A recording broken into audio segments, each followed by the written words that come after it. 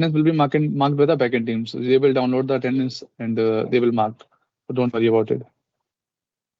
So I'm talking about the API gateway. So API gateway, you can create your APIs, like four type of API you can create. That is your REST API, HTTP API, and WebSocket API.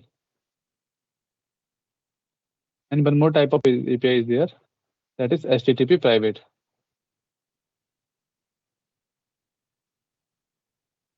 That you can that you can access within the VPC. So this diagram is basically illustrating like how the APIs. So this diagram illustrating how the APIs you build with the API gateway providing a consistent developer experience for your building AWS serverless application. And this API gateway also handles all the tasks involved in accepting and processing the thousands of concurrent API calls. So these tasks include the traffic management and authorizations and access control, monitoring the API version management. So this API gateway just like a front door for your application and to access your data or business logic or functionality from from the backend from the backend service. So the example of this is like you're running your application on the EC2 and code is running on the AWS Lambda and any web application or any real time communication application. So that or you want to connect all those things together. So for that you are using API gateway. Now let's see how to work with the HTTP APIs and the REST APIs. So you are using HTTP APIs to create a RESTful API with a lower latency and lower cost than the REST API. For example, you can create HTTP APIs that integrates with the Lambda functions on the backends. So whenever the client is calling the API gateway sending the request to the Lambda functions and return the functions response to the client. And this REST API, if I talk about this REST API is basically a collection of resources and methods that are integrated with the backend HTTP endpoint or your Lambda function.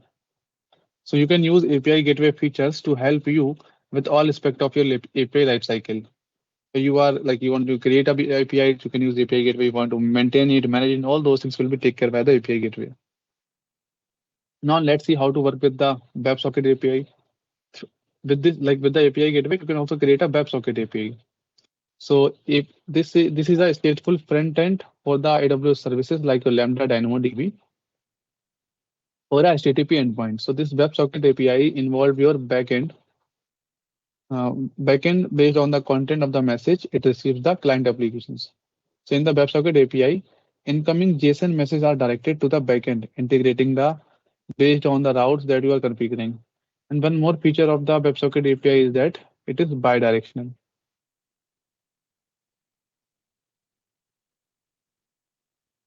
Bidirectional means client can send a message to a service and service can also independently send a message to a client.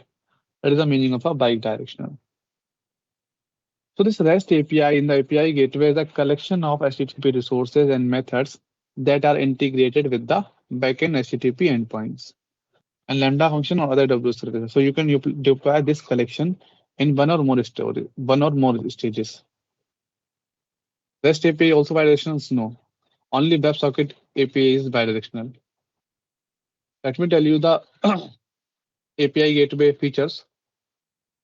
Like you can host multiple versions, you can configure the API keys, throttle the limits, control and manage the access, data transformations, SDK generations, mock integrations, response caching.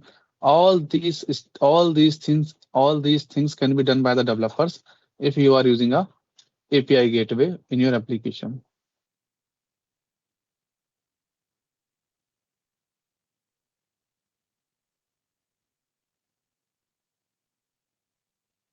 One more thing is there, but that is not here. That is, it is also giving you the security feature. API gateway is also giving you the security feature. Next is how to work with the API gateway. So API gateway works in your applications, like how it is working. So whenever you are creating an API method, you are integrating with the API endpoint, with that API with an endpoints in the backend. And that backend endpoint is also referred as an integration endpoint. So this integration endpoint can be your Lambda function, can be your any HTTP web page, or any AWS service section. So for that, first we have to set up the integration request. Like we are checking the message for the authorizations, then we are configuring how to pass the client, backend, and all those things. After that, you are setting the integration responses. First integration request, then you are setting the integration response, and then everything is done. Like you are checking in the request, authorize, configure, meter, transfer, map. Then this will be like processed, and next this will be processed, and response is given, like configuring and transforming and mapping with the help of a with the help of a API gateway, and then response is getting to the end user. Let's see what is the core components of the REST API. So this API gateway is having a REST API also. REST API is made up of resources and methods. Resource is basically a logical entity that application can access through a resource path. Method is basically corresponds to a REST API request that is submitted by the user of your API, and the response is written by the user. So it is also having some API endpoint. So this host name for an API is a API gateway that is deployed to a specific region. And the host name is of the is just like this. Like you are defining some API and then executing API region. This is your host name. Various types of API endpoints are there. Like API endpoints, if I talk about, like we are having a regional endpoint, we are having edge optimized endpoint,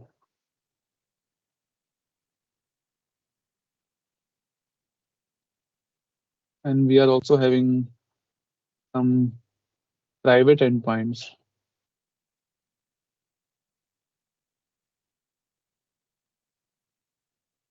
So if I talk about the resources, what is resource? Resource is basically a collection of HTTP resources and method and that are integrated with the backend HTTP endpoints.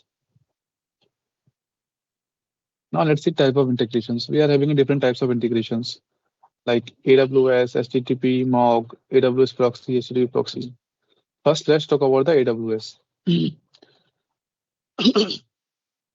So this AWS, you can integrate the API method request within the AWS service sections that can include the Lambda function invoking action. And if I talk about the AWS proxy integrates the API method request with the Lambda functions invoking the actions with the client request, which is passed through it is. And if I talk about the HTTP proxy, this one, HTTP only.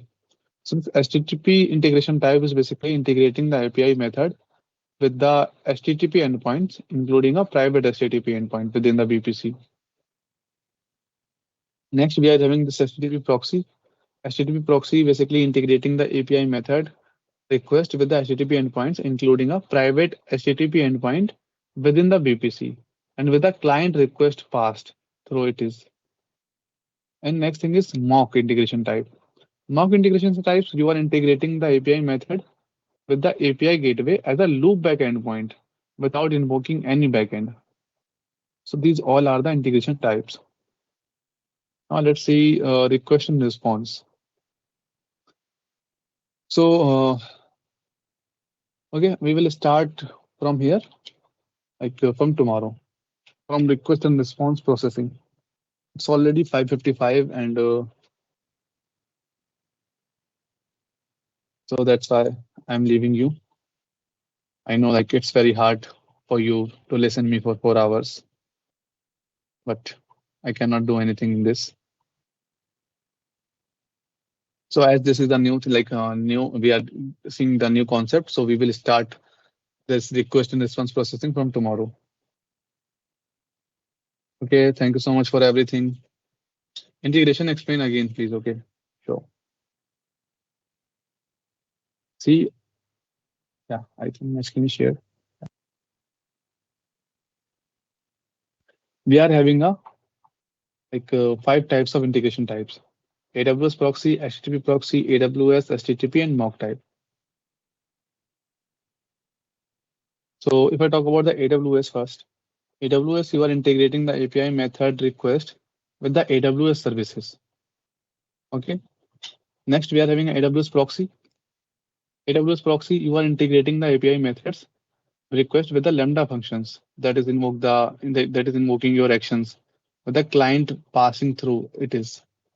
And then we are having HTTP. HTTP that is basically integrating the API methods with the HTTP endpoint. Then we are having this proxy, HTTP proxy. HTTP proxy, this is also integrating your API method with the HTTP endpoints, but it is including the private HTTP endpoints within the VPC. And mock is basically you are integrating the API method with the API gateway as a loopback endpoints without invoking any backend.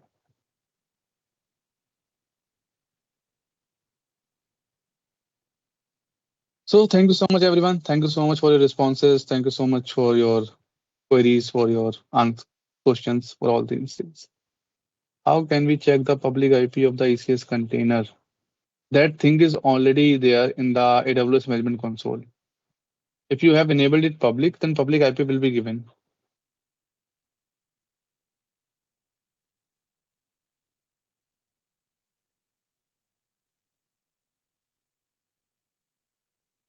Press back most recent call environment. Create bucket is not you are not you are facing some error. That means you have done some steps wrong. That's why you are getting this error.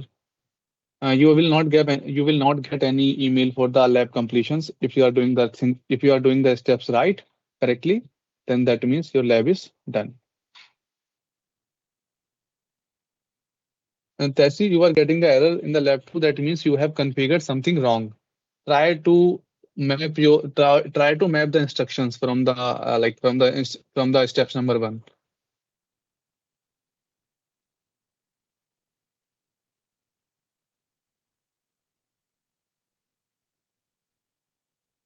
Remove bucket failed, access denied, profile developer. See, whenever there are choices is there, two choices is there, choice A, choice B. So you have to, Akhil, you have to choose the correct choice. If you don't know what is the correct choice, then try to click on the solution. Try to do the try to search the solutions, then paste the same command. How 5 times each lab, Abhishek.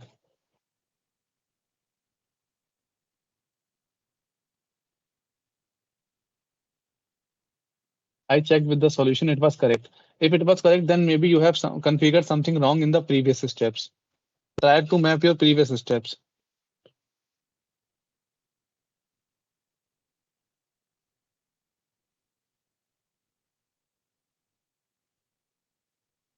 Is there any way to learn all these topics as you thought?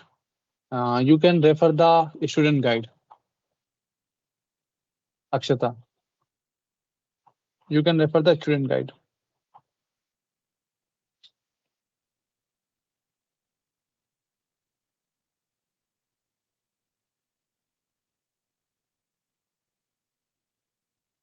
Okay, so thank you so much, everyone, as I am having another session. So bye bye. See you tomorrow.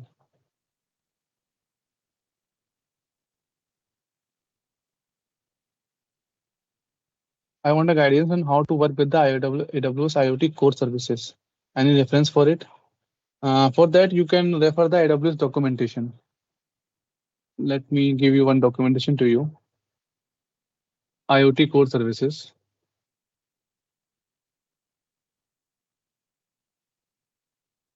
I am pasting one document. You can refer this documentation.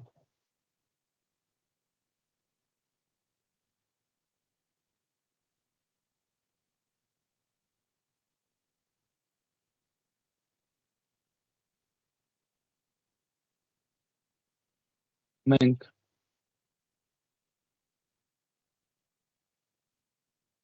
Okay, bye bye. See you soon.